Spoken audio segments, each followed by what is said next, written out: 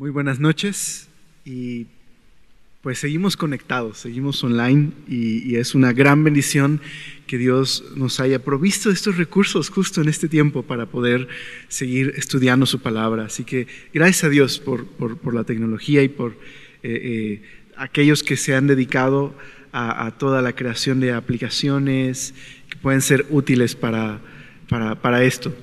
Pues llegamos al capítulo 20 de Apocalipsis. Estoy muy emocionado, ya estamos por terminar y viene algo muy padre próximamente, pero espera el anuncio de lo que viene después de Apocalipsis. Así que, ¿por qué no oramos y entramos a este capítulo que probablemente sea uno de los capítulos más bellos de todo Apocalipsis y al mismo tiempo es como uno de los capítulos más debatidos de todo el libro de Apocalipsis? Y yo quisiera simplemente que pudiéramos orar y pudiéramos ver lo que el Señor quiere traer a nuestros corazones: esperanza, consuelo, ánimo, exhortación. ¿Te parece si oramos y pasamos este tiempo en su palabra? ¿Me acompañas? Señor, gracias por ser tan bueno y gracias por salvarnos, Señor. Gracias por habernos rescatado, Señor, de la muerte y habernos dado vida, Señor. Permítenos esta noche, mientras estudiamos este capítulo, Señor, danos de tu consuelo, trae esperanza a nuestros corazones, Señor, trae exhortación, Señor, danos sabiduría para saber cómo vivir a la luz, Señor, de esta esperanza que tenemos en el pronto regreso de Jesús y en este reino, Señor, futuro, estos cielos nuevos y tierra nueva. Te lo rogamos, Señor, háblanos esta noche y por favor, abre nuestros corazones para estar atentos a tu voz. Amén. Acompáñame por favor al capítulo 20 de Apocalipsis. Como te decía hace un momento, probablemente este es uno de los capítulos más bellos de este libro y sin embargo también es uno de los capítulos más debatidos. La razón es que este capítulo aparece algo que es conocido como el milenio, los 1000 años del reinado de Cristo.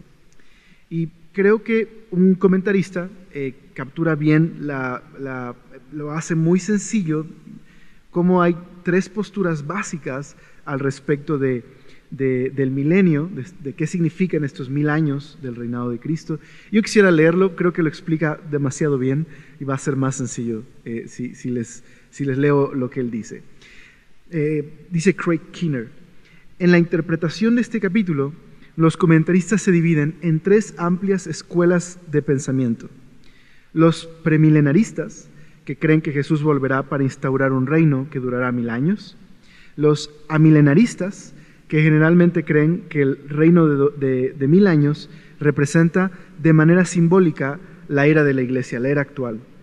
Y los postmilenaristas, que creen que los cristianos ayudarán el día de hoy a instaurar el reino milenial en la tierra antes de que regrese Jesús. Entonces estas 3 escuelas comparten lo siguiente: todas creen que Jesús volverá y que establecerá un reino, pero la diferencia está en el significado del capítulo 20, si estos 1000 años son 1000 años literales, si son un símbolo de toda la era de la iglesia hasta el regreso de Cristo, o si más bien la iglesia el día de hoy está instaurando este reino milenial a través de sus acciones, preparando el camino para el regreso del Señor. Bueno, de entrada, como en otros pasajes de Apocalipsis hemos visto, creo que aunque hay múltiples interpretaciones y nosotros como iglesia tenemos una postura, nosotros somos premilenaristas, creemos que este reino durará 1000 años, y después vendrán los cielos nuevos y la tierra nueva. Y hay razones bíblicas por las que creemos que esta es una buena interpretación del pasaje. Pero como hemos hecho en otros capítulos, quiero recordarte que no hay que perder el propósito del libro de Apocalipsis, aunque haya diferentes interpretaciones. De hecho, hay algo muy curioso. Toda la Biblia describe o anticipa la promesa de este reino de Dios futuro. Podríamos decir que los profetas y el Nuevo Testamento están conectados en estas profecías que Jesús cumplió y y la anticipación de este reino que Dios establecerá por medio de Jesús. Pero Apocalipsis es el único libro que al reino de Jesús en la tierra le llama el milenio. Es el único libro y solo aparece en un solo capítulo la palabra milenio. Entonces, esto es lo que quiero decir. Que uno de los debates más grandes dentro de las diferentes interpretaciones dentro de la fe cristiana está basado en una palabra que aparece una sola vez en un solo capítulo. Entonces, creo que no deberíamos pasar tanto tiempo tratando de tener la razón al respecto de una palabra y más bien ver qué es lo que significa el cuadro completo. Entonces, para no perdernos, este ha sido el GPS de Apocalipsis y creo que en el capítulo 20 este es el GPS. Eso es lo que es un GPS, pues como un mapa, ¿verdad? Para no perdernos. ¿Cuál es el mapa? ¿Cuál es la ubicación correcta para no perdernos en este libro? Entonces aquí va. Esta es la gran idea del capítulo 20. Cuando Jesús regrese, establecerá su reino, que confrontará definitivamente el mal, el pecado y la rebelión, para establecer un reino de justicia y paz universal. La justicia de Dios llamará cuentas a las naciones, quitará cualquier fuente de corrupción para que florezca la justicia en los cielos nuevos y la tierra nueva que Dios ha preparado. Entonces no perdamos de vista, al final este capítulo está aquí para darnos consuelo, para traernos esperanza, para darnos exhortación a confiar en el Señor Jesús y tener esperanza. Así que, bueno, creo que simplemente quería decir eso. Desde hace ratito estoy luchando si dar esta ilustración o no, pero bueno, lo voy a decir. Pero pienso que muchas veces cuando nos enfrascamos en debates, es como tener una deliciosa hamburguesa de estas de 3 pisos, ¿sabes? Con todo lo increíble que puede tener una hamburguesa así. Y estamos debatiendo qué es mejor, sin pepinillos o con pepinillos, si con este aderezo o con otro aderezo. Y a veces lo único que queremos es, hey, cómela, disfrútala. No debates al respecto de cómo es mejor preparada la hamburguesa. Ahora, les dije que estaba luchando porque sé que es la ilustración más simplista que puedo dar al respecto de un tema importante en la Biblia. Pero sé que vas a comprender lo que trato de expresar. No está mal, creo, tener conversaciones al respecto de temas importantes en la Biblia. Pero siempre y cuando no nos distraigan de nuestra esperanza en el Señor y no nos quiten la paz de poner nuestros ojos en el Señor Jesús. Así que el reino de Dios. Muy bien. Entonces vamos a comenzar el milenio. Dice el verso número 1, aquí comienza, digamos, desde el verso número 1 hasta el verso número 6, viene esta antesala a esta última batalla, parte número 2. ¿Cuál es la parte número 1? Bueno, Apocalipsis 19 es justo la batalla parte número 1. Es esta batalla donde se reúnen las naciones y Jesús, a través de la espada de su boca, su palabra, vence a la rebelión. Pero ahora, en el capítulo 20, sucede algo.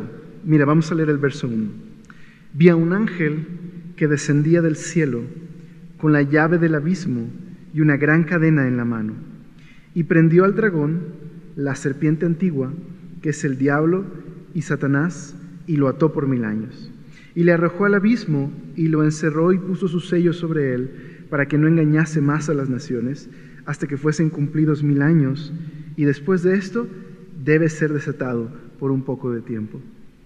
Y vi tronos, y se sentaron sobre ellos los que recibieron facultad de juzgar, y vi las almas de los decapitados por causa del testimonio de Jesús y por la palabra de Dios, los que no habían adorado a la bestia ni a su imagen, y que no recibieron la marca en sus frentes ni en sus manos, y vivieron y reinaron con Cristo 1000 años. Pero los otros muertos no volvieron a vivir hasta que se cumplieron 1000 años. Esta es la primera resurrección. Bienaventurado y santo el que tiene parte en la primera resurrección. La segunda muerte no tiene potestad sobre estos, sino que serán sacerdotes de Dios y de Cristo y reinarán con Él 1000 años. Un ángel desciende con las llaves del abismo para encadenar a Satanás, arrojarlo al abismo con el propósito de que no engañe más a las naciones por un periodo de 1000 años. Después de esto, será soltado por un poco de tiempo. ¿No te parece uno de los versículos más extraños? ¿Por qué sucede esto? Bueno, primero que nada, ¿qué es el abismo? ¿Qué es el abismo? Es la palabra griega abuso y podría traducirse de esta manera: el pozo sin fondo. Y en Apocalipsis es visto tanto el lugar donde van los muertos como el lugar donde opera la esfera demoníaca. De hecho, en el capítulo 9, la quinta trompeta, en uno de los juicios de Dios, vemos a un ángel que es representado por una estrella que tiene las llaves del abismo y que abre el abismo, y de ahí brotan seres que podría ser precisamente un ejército demoníaco. Así que este es el abismo donde será encadenado Satanás. ¿Y por qué una llave? Bueno, a través de Apocalipsis hemos visto la idea de llaves o diferentes llaves que abren diferentes puertas. Por ejemplo, Jesús es el que tiene la llave de David que abre y nadie puede cerrar, y que cierra y nadie puede abrir, o quien tiene las llaves del Hades y de la muerte en sus manos. Y creo que eso es lo que está tratando de decirnos. Todo está bajo control, porque Jesús y Dios son soberanos sobre la historia, sobre la creación. Nada se sale de su control. Y de hecho, en el capítulo anterior, en el 19, todas las naciones se reúnen para pelear contra Dios, pero en realidad es Dios mismo quien ha orquestado que las naciones se reúnan precisamente para traer su juicio sobre ellas y llamarlas a cuentas. ¿Qué significa todo esto entonces? Creo que cuando leo este pasaje no pude evitar recordar a la historia del Señor de los Anillos y a un personaje llamado Gollum. Cuando después leí un comentarista que también lo menciona, me sentí un poco mejor, así que con confianza les digo de esta analogía. Pero en la Comunidad del Anillo, en la película, hay esta conversación que tiene Frodo y Gandalf en Minas Tirith, en Khazad-dûm. Y es esta fortaleza donde los enanos habían hecho uno de sus mejores castillos. Y aparece este personaje Gollum a la sombra acechándolos. Así que Frodo se da cuenta, habla con Gandalf y tienen esta conversación donde Frodo dice: qué lástima, Gollum. Y Gandalf dice: ¿lástima? Fue lástima lo que impidió que Bilbo matara a Gollum. Dice: muchos vivos merecerían la muerte y algunos que mueren merecen la vida. ¿Podrías dársela tú, Frodo? No seas ligero a la hora de adjudicar muerte o juicio. Ni los más sabios pueden discernir esos extremos. Y mira esto, dice él: el corazón me dice que Gollum tiene un papel que cumplir, para bien o para mal, antes de que todo esto acabe. Entonces, ¿qué significa todo esto? Que aún Satanás y aún las naciones rebeldes y aún su conspiración contra Dios está bajo el control de aquel que es el creador de todas las cosas y tiene un propósito en todo esto. Esto significa que Dios no está atado de manos, que Él es soberano, que Él está llevando a cabo sus buenos propósitos en el mundo, que Él puede incluso revertir las decisiones rebeldes y pecaminosas del mundo para llevar a cabo su propósito. No significa que Dios es quien es el autor de esta rebelión, sino más bien que Dios, a pesar de esta rebelión, puede operar sus propósitos buenos de gracia. Quiero llevarte un pasaje que sin duda es un gran ejemplo de esto. Hechos, capítulo 23 al 31, quisiera que lo leyéramos por un momento. En Hechos 23, Hechos 4, 23, mira lo que dice ahí. En el contexto de este capítulo, Han apresado a Pedro y a algunos de los discípulos, interrogándolos de por qué están predicando el Evangelio. Pedro con los discípulos responden que es más importante obedecer a Dios que a los hombres, y los sueltan. Pero cuando son puestos en libertad, dice el verso 23, prestemos atención a esto. Dice, y puestos en libertad, vinieron a los suyos y le contaron todo lo que los principales sacerdotes y los ancianos les habían dicho. Y ellos, habiéndolo oído, alzaron unánimes la voz y dijeron: Soberano Señor, tú eres el Dios que hiciste el cielo y la tierra, el mar y todo lo que en ellos hay. Que por boca de David tu siervo dijiste: ¿por qué se amotinan las gentes y los pueblos piensan cosas vanas? Se reunieron los reyes de la tierra y los príncipes se juntaron en una contra el Señor y contra su Cristo. Porque verdaderamente se unieron en esta ciudad contra tu santo Hijo Jesús, a quien ungiste, Herodes, Poncio Pilato y los gentiles y el pueblo de Israel. Pero mira el verso 28. Se reunieron, es decir, en su rebelión, en su rechazo a Dios, citando Pedro este salmo, las naciones queriendo salir del control de Dios, de la voluntad de Dios, dice el verso 28. Para hacer cuanto tu mano y tu consejo había antes determinado que sucediera. ¿Notaste eso? Ellos planearon mal y Dios lo usó para su propósito. Como dijo José a sus hermanos, ustedes hicieron mal, mas Dios lo encaminó para bien. Eso es lo que significa un Dios soberano que no está atado de manos, y que incluso un instrumento como la cruz, y que es un instrumento tan perverso, ¿verdad? Y maligno, y la conspiración de las naciones y las personas, y Dios la usó con el propósito de traer salvación. Entonces, como Gollum, ¿verdad? Para bien o para mal, aún tiene un papel que cumplir antes de que todo esto acabe. Así que volviendo a nuestro pasaje en Apocalipsis, Satanás atado va a ser soltado en un momento más adelante por un poco de tiempo. Pero luego dice el verso 4, no solo tiene esta visión Juan de Satanás atado para no engañar más a las naciones, sino ve tronos, y sobre ellos ve a quienes recibieron facultad de juzgar, y ve a las almas de los decapitados por causa del testimonio de Jesús y por la palabra de Dios, y los que no habían adorado a la bestia ni a su imagen, y que no recibieron la marca en sus frentes ni en sus manos, es decir, aquellos que permanecieron fieles al Señor durante el tiempo de la gran tribulación.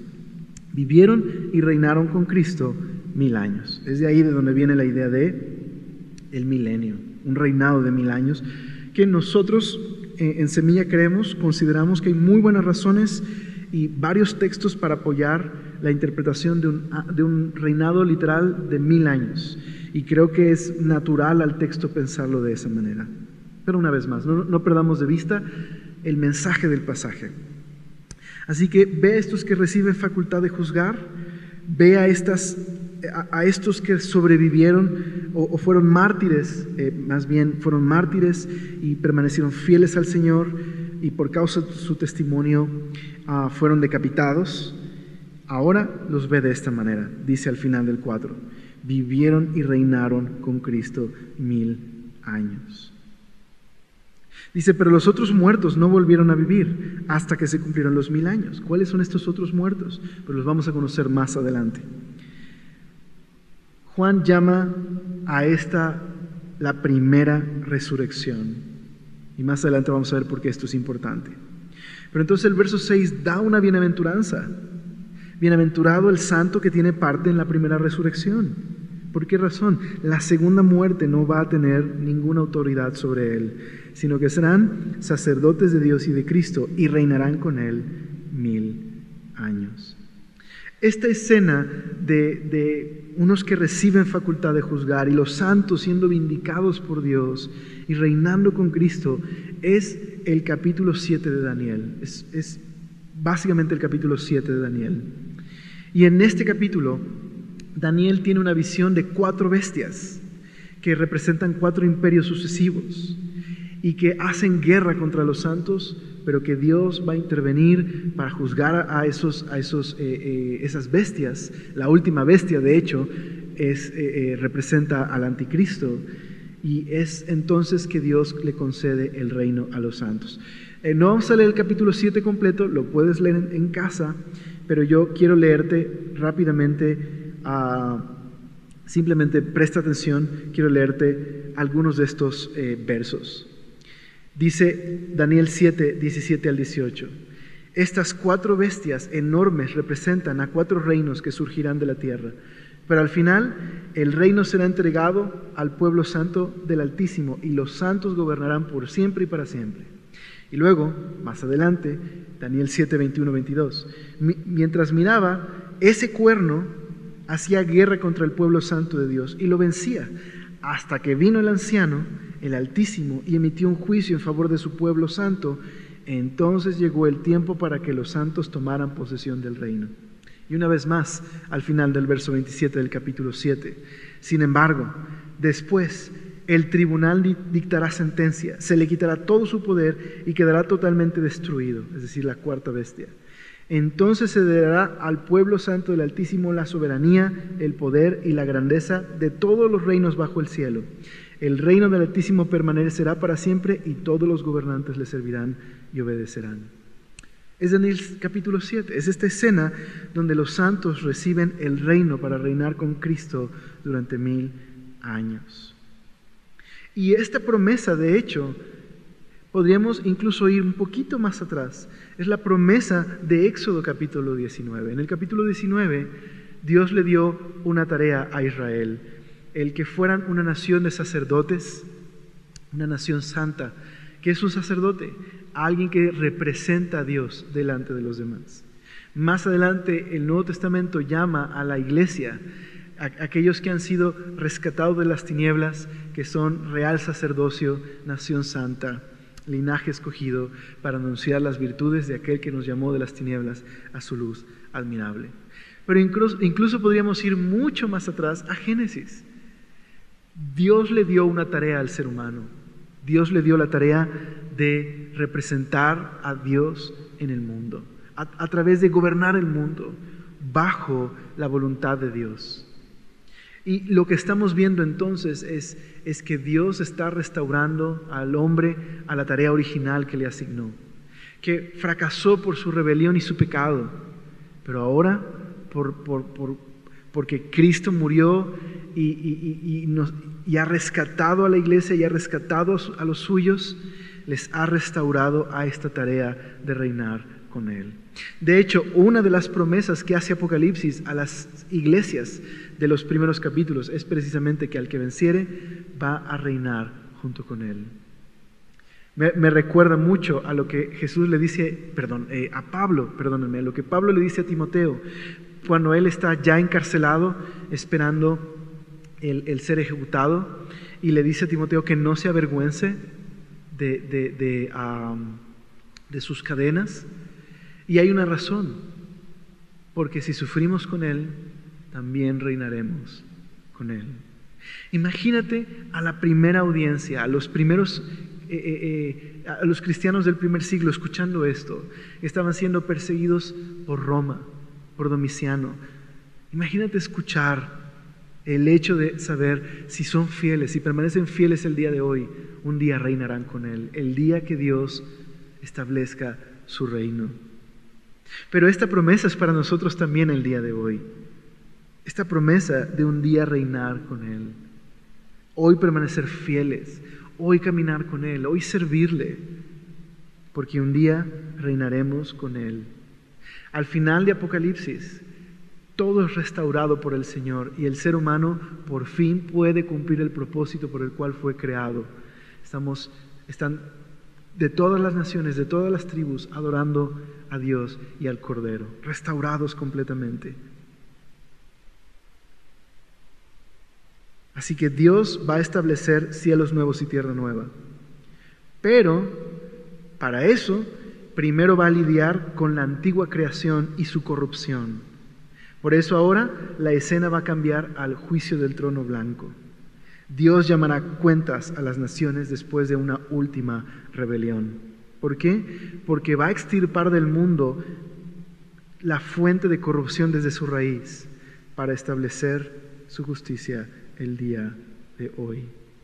Así que, ¿qué promesa hemos recibido? Hemos sido llamados a participar de la victoria de Cristo a través de su gracia y la paciencia. Hoy hemos sido llamados a caminar por fe, a confiar en Él, a confiar en sus promesas, a seguir a Jesús. Y un día estaremos con Él y reinaremos con Él. Ahora, el verso 7 al verso número 15 es este juicio final. Pero en los primeros versos del 7 al 10 específicamente es la última batalla, parte 2. Entonces dice el verso número 7: Cuando los 1000 años se cumplan, Satanás será suelto de su prisión y saldrá a engañar a las naciones que están en los 4 ángulos de la tierra, a Gog y a Magog, a fin de reunirnos para la batalla, el número de los cuales es como la arena del mar. Y subieron sobre la anchura de la tierra y rodearon el campamento de los santos y la ciudad amada, y descendió fuego del cielo y los consumió. Y el diablo que los engañaba fue lanzado en el lago de fuego y azufre, donde estaban la bestia y el falso profeta, y serán atormentados día y noche por los siglos de los siglos.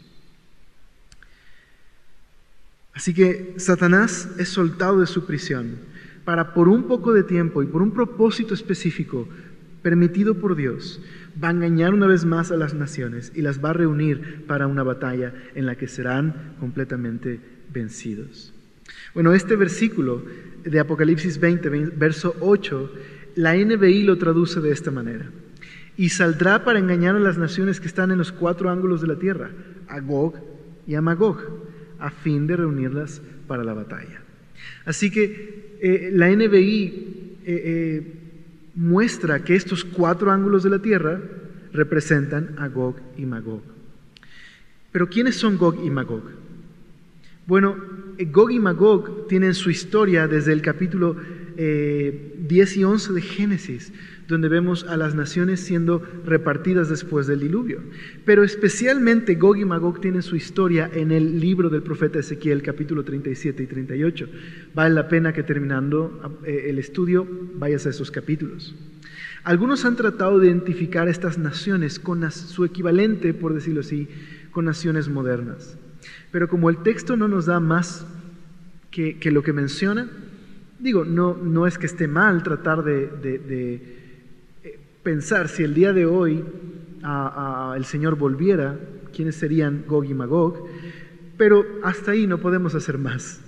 Y de hecho creo que Gog y Magog, aunque en Ezequiel representan 2 naciones, digamos que en el contexto de Ezequiel son estas naciones rebeldes que se exaltan por encima de Dios y que quieren perseguir al pueblo de Dios después de volver del exilio.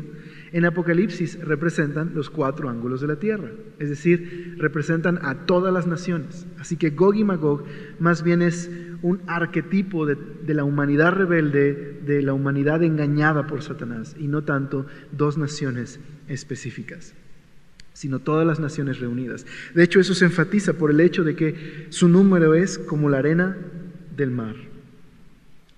Pero una vez más, como en el capítulo 19, se reúnen y tienen un propósito, como Gog y Magog en Ezequiel 37, o incluso como Faraón.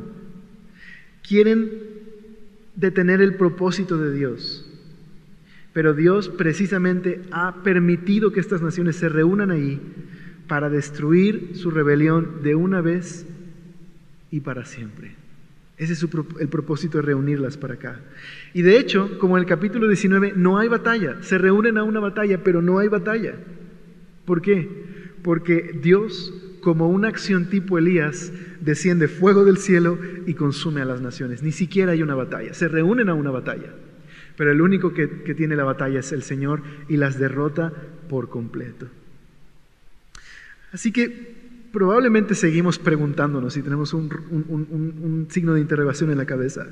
¿Por qué Dios atrapa a Satanás y lo ata y lo suelta por un momento? Parece ser que este texto nos enseña que una de las razones es que Dios permitió que por un momento saliera Satanás y toda la rebelión del mundo se concentrara en un lugar para definitivamente tratar de raíz con el pecado y la rebelión. Digámoslo así, es como un boxeador que permite que su contrincante se levante una vez más solo para ser noqueado para siempre. Así que no hay excusa. Como dice el pastor Iber Cruz, también es una demostración en la que el Señor está demostrando al mundo que aún en este periodo de 1000 años de un reinado de justicia y paz, siempre el problema fue el corazón del hombre. Y Dios permitió esta rebelión para tratar con esta rebelión de una vez y para siempre. Extirpar el mal desde su raíz. Y entonces, ¿dónde termina el diablo? Igual que la bestia y el falso profeta, en el lago de fuego. Entonces, esta es una de las razones que nosotros tenemos para creer que estos 1000 años son 1000 años literales. Si este fuera el tiempo de la iglesia, sería extraño pensar que Satanás perdió la autoridad de engañar a las naciones, cuando aún el día de hoy vemos que ese engaño existe el día de hoy. Así que creo que es mucho mejor pensar en estos años de manera literal. Pero una vez más, yo quiero que nos concentremos en lo que está enseñando el capítulo 20 en su totalidad. Así que dice el verso número 11. Ahora es el llamado a las cuentas. Llegó el momento del juicio del trono blanco. Dice el verso 11. Y vi un gran trono blanco y el que estaba sentado en él y delante de él, cual huyeron la tierra y el cielo, y en ningún lugar se encontró para ellos. Y vi a los muertos, grandes y pequeños, de pie ante Dios.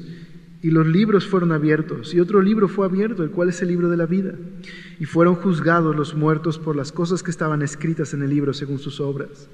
Y el mar entregó los muertos que había en él, y la muerte y el Hades entregaron los muertos que había en ellos, y fueron juzgados cada uno según sus obras. Y la muerte y el Hades fueron lanzados al lago de fuego. Esta es la segunda muerte. Y el que no se halló inscrito en el libro de la vida fue lanzado al lago de fuego. Juan ve este trono blanco y no se halla más lugar para la tierra y el cielo. Ahora es interesante, ¿verdad?, que utilice esta frase, no se halla más lugar para la tierra y el cielo. Y creo que la razón más sencilla es porque ha llegado su fin la antigua creación. Dios va a tratar con la corrupción, el estado de corrupción en el que estaba la antigua creación, para dar paso a la nueva creación. De eso trata el capítulo 21 y 22, cielos nuevos y tierra nueva. Pero algunos comentaristas señalan que esta frase, y no se halló más lugar, interesantemente aparece también en el libro de Daniel. Cuando Daniel tiene una visión, cuando Nabucodonosor tiene un sueño, y Daniel interpreta ese sueño en el capítulo 2. Y lo que Nabucodonosor ve es una estatua hecha de distintos materiales, que representan varios reinos que van a existir en sucesión. Y Dios un día va a traer fin a todos estos reinos para establecer su reino definitivo de justicia y paz. Y la frase que utiliza Daniel para hablar del fin de esos reinos sucesivos que representan los reinos del mundo es: ya no se halló más lugar para estos reinos. Entonces, qué interesante, podríamos conectar estos dos pasajes, porque ya no se halló lugar para la antigua creación, pero no solamente está hablando de esta antigua creación, sino de la rebelión de las naciones y las personas y su corrupción. Ya no hay más lugar para ellos. Y eso es lo que va a suceder justo en este juicio del trono blanco. Ya no hay más lugar para ellos. Me hace recordar Hebreos, cuando en esta última parte de Hebreos se describe una teofanía, una aparición de Dios, una manifestación visible como en el monte Sinaí, en el cual el escritor de Hebreos dice, como escribió el profeta, Dios va a conmover el cosmos, Dios va a conmover, todas las cosas van a ser sacudidas, y lo único que va a permanecer es un reino inconmovible, su reino inconmovible. Entonces, si ya no va a haber lugar para la antigua creación, sino que va a haber una nueva creación, y todas las cosas van a ser sacudidas y solo va a quedar un reino inconmovible, reflexionemos un momento en esto. ¿En qué estamos invirtiendo más el día de hoy? Más adelante meditamos un poco más en esto. Porque si estoy invirtiendo solo para el aquí y el ahora y no estoy invirtiendo para aquello que es de gran valor para la eternidad, no estoy invirtiendo correctamente. Así que viene este juicio, este trono, Dios está sentado en el trono, se abren libros. Esto es nuevamente Daniel capítulo 7, nos describe precisamente justo esta escena. Los santos reciben el reino y Dios trae un juicio sobre las naciones, aparece en Daniel capítulo 7. Pero se nos dice algo muy interesante. Se nos dice que estaban los muertos, dice el verso 12, los muertos, grandes y pequeños, de pie delante de Dios. Van a ser juzgados por sus obras. Dice el verso 13 que también el mar entregó a sus muertos y van a ser juzgados según sus obras. Entonces, esto es interesante por la siguiente razón. Quiero que me acompañes, por favor, al capítulo 12 de Daniel. Quisiera que leyéramos un momento lo que dice ahí. Daniel capítulo 12.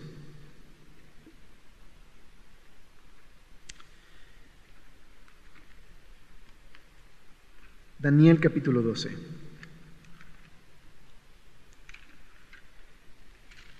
Dice el verso número 1. En aquel tiempo se levantará Miguel, el gran príncipe que está de parte de los hijos de tu pueblo, y será tiempo de angustia, cual nunca fue desde que hubo gente hasta entonces. Pero en aquel tiempo será libertado tu pueblo y todo lo que se hayan escritos en el libro. Y muchos de los que duermen en el polvo de la tierra serán despertados, unos para vida eterna y otros, dice, para vergüenza y confusión perpetua. ¿A qué te suena que está escribiendo? Justo esto, ¿verdad? Esto es una resurrección donde Dios va a juzgar a vivos y muertos. Unos resucitan para vida y otros resucitan para juicio y condenación. Y esto se parece mucho, porque de hecho está basado en esto que dijo Daniel, a lo que dice el Señor Jesús en el capítulo 5 de Juan. Acompáñame también ahí un momento, al capítulo 5 de Juan.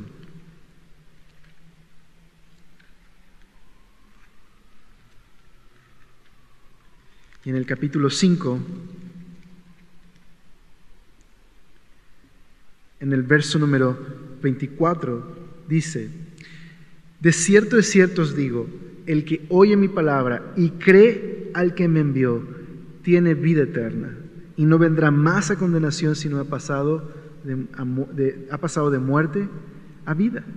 De cierto os digo, viene la hora, y la hora es, cuando los muertos oirán la voz del Hijo de Dios, y los que la oyeren, vivirán. Porque como el Padre tiene vida en sí mismo, así también ha dado al Hijo tener vida en sí mismo. Y también le dio autoridad de hacer juicio por cuanto es el Hijo del Hombre.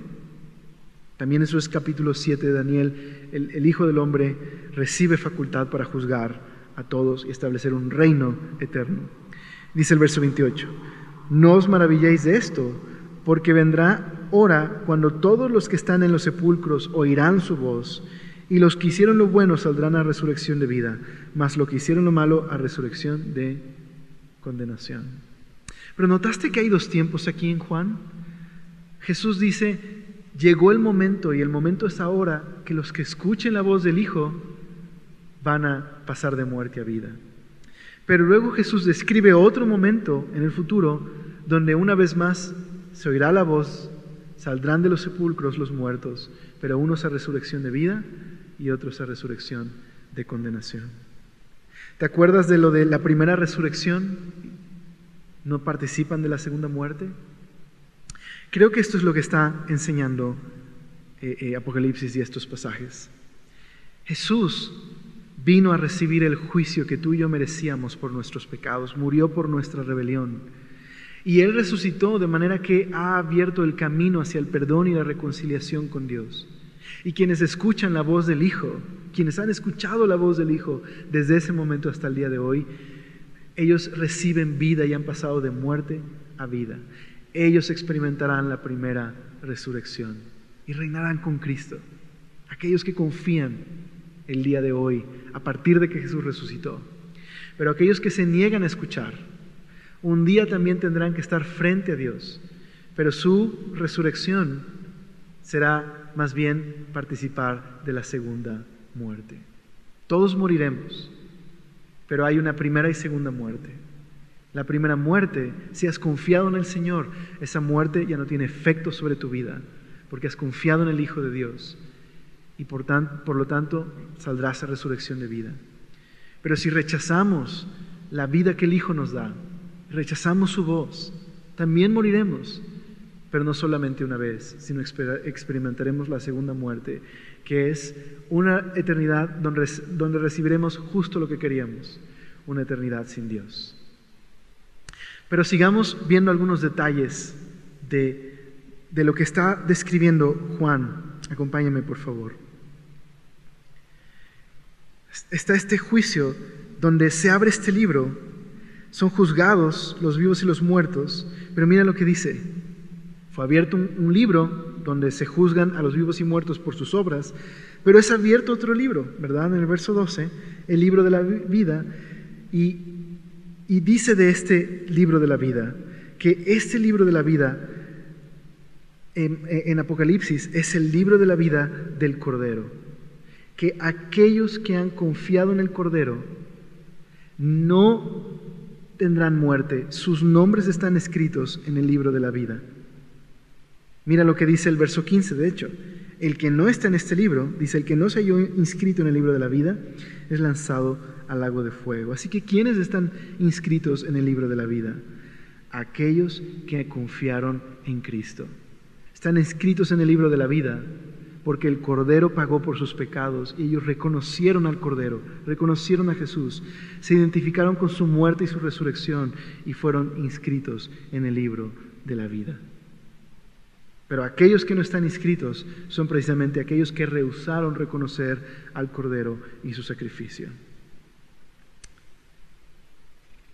Así que, ¿por qué los creyentes no serán juzgados? Porque Dios ha juzgado su pecado en el Cordero.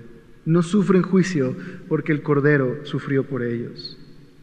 No serán juzgados porque han sido justificados por medio de la fe. Y Dios ha decretado un veredicto en aquellos que han confiado en Cristo. Justos. Me recuerda esta escena en las Crónicas de Narnia, cuando uno de los personajes, uno de los niños, Edmund, a pesar de haber traicionado a su familia, a Aslan, y haber causado tanto daño, cuando regresa con Aslan, y Aslan trata con él, en la última escena, cuando los hijos de Adán y de Eva reciben el reino, justo lo que Dios le dice a Edmund es: Edmund, el justo. Eso es lo que Dios ha hecho en aquellos que han confiado en Cristo y en su sacrificio. Dios ha dictaminado un veredicto el día de hoy en aquel que ha confiado en Cristo, justo para que el día del juicio, ese día no hay juicio sobre él, porque el Cordero ha pagado y ha sufrido por él.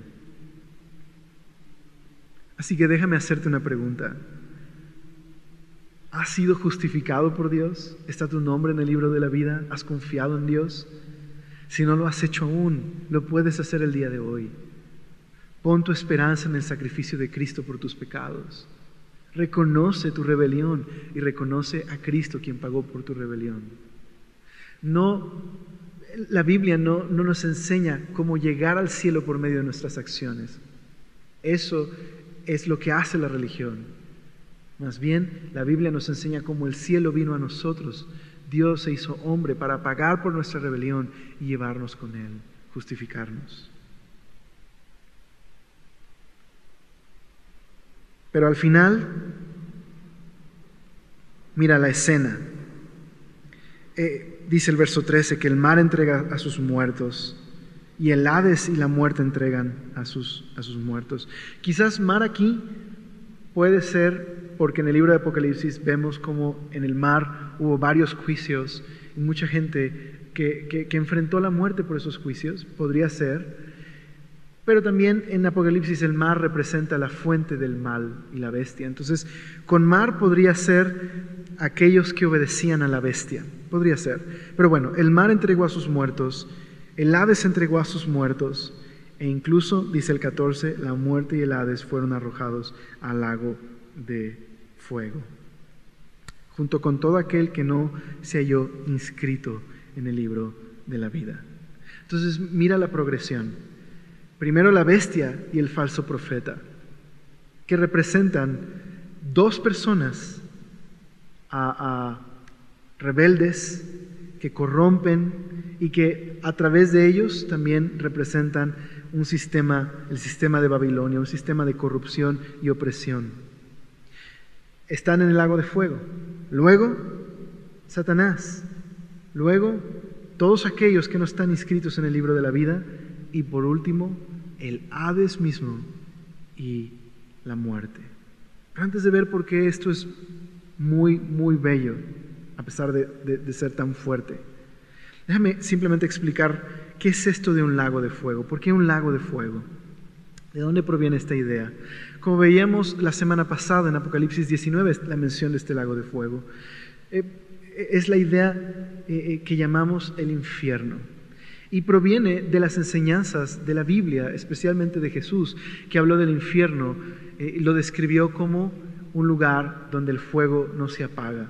El Nuevo Testamento le llama a este lugar Gehenna. Ahora, Gehenna es una transliteración de un nombre arameo. No existe la palabra Gehenna, es una transliteración de un valle, el valle de Gijón, de Gehenna.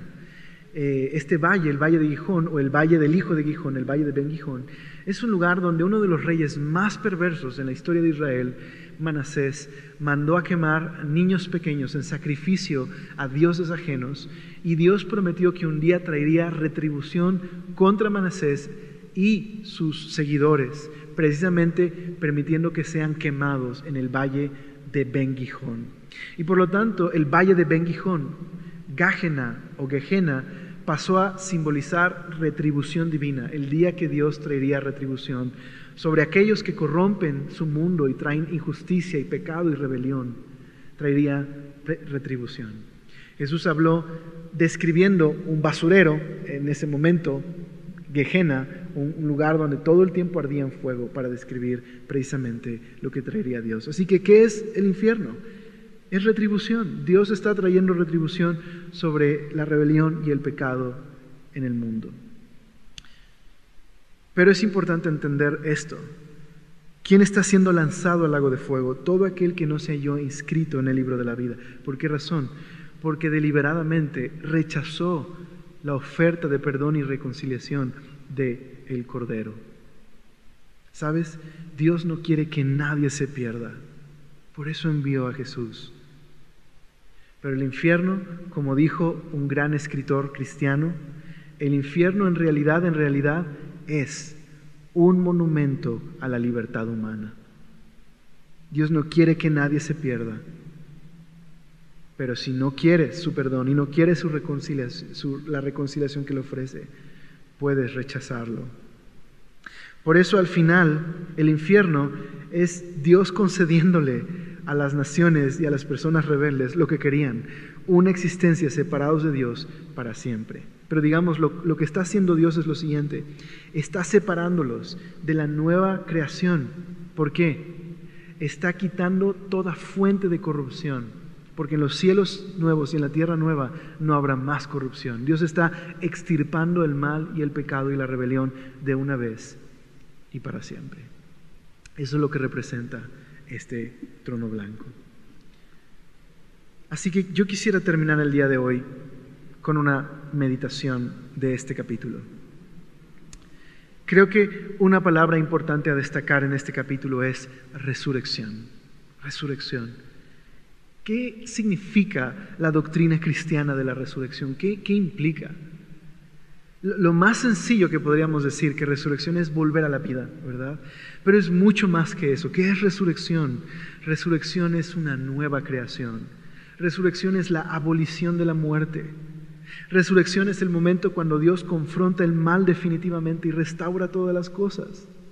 Por eso, ¿quiénes son los últimos en ser arrojados al lago de fuego? El Hades y la muerte. Nunca más corrupción en el mundo de Dios. Nunca más. Nunca más. Eso es lo que significa la muerte y el Hades en el lago de fuego. Porque la muerte no solamente se describe aquí como la causa física cuando mueres, sino el poder de la corrupción en el mundo por el pecado, la muerte. Ahora, ¿dónde comenzó la derrota de la muerte? Precisamente en la cruz. En la cruz, a través de su muerte, Jesús venció a la muerte. Pero este es el momento donde esa derrota es consumada. Este es el knockout. Nunca más corrupción, nunca más maldición, nunca más muerte, ni llanto, ni dolor, ni injusticia. Nunca más. Eso es lo que significa este capítulo. Y por eso te decía que es uno de los capítulos más bellos de todo Apocalipsis y más bellos de la Biblia. Nunca más. El Señor tratando definitivamente con el dolor, la injusticia y el pecado. Nunca más. Esto es resurrección. Los creyentes vivimos a la luz de esta promesa de resurrección. Podríamos decir que la verdadera justicia no solo es que Dios va a tratar definitivamente con el pecado, sino que va a florecer su justicia en estos cielos nuevos y tierra nueva. Pero nosotros estamos en este periodo intermedio, el día de hoy, nosotros, entre la resurrección de Jesús y entre esta resurrección, esta consumación. Nosotros que hemos sido llamados a participar de la primera resurrección, somos llamados bienaventurados, que vivimos en este momento, ¿cómo deberíamos vivir? ¿Cómo es que debemos vivir en esta esperanza de la resurrección? C.S. Lewis, en su libro El peso de la gloria, nos recuerda cómo debemos vivir. Nosotros los creyentes, el día de hoy, rescatados por el Señor, tenemos que disfrutar de este mundo, pero recordar que no es nuestro hogar definitivo. Todas las cosas en este mundo que Dios creó pueden proveernos de momentos de alegría, de momentos donde podemos tener acción de gracias a Dios. Podemos disfrutar del mundo que Dios ha creado. El problema está en cuando convertimos estas cosas buenas en nuestra búsqueda de identidad, de alegría y significado último. Entonces adoramos a la creación en lugar del Creador. Y tengo que recordar una cosa. Este mundo, si bien hay buenos momentos, es un mundo bajo la corrupción del pecado. Es un mundo en el cual no hay garantías. No sé si te ha pasado en esta cuarentena que te hayas levantado algún día y te encantaría escuchar, no sé si te pasa o soy el único, pero te encantaría escuchar que no va a pasar nada malo. ¿No te encantaría escuchar eso? No va a pasar nada malo. Y platicaba yo con mi esposa, ¿no? En uno de estos momentos donde te imaginas todo lo malo que te puede pasar, ¿no? Y quieres eso, quisieras escuchar, no te va a pasar nada de eso, pero sabes que sí nos pueden pasar esas cosas. Pero, esta es la esperanza de la resurrección, que aunque en este mundo no hay garantías de que no pasará nada malo, tenemos una gran certeza, que el Dios que no está atado de manos, que es soberano, que puede obrar incluso a pesar del pecado y de la rebelión, un día traerá su justicia definitiva y no habrá más dolor ni pecado.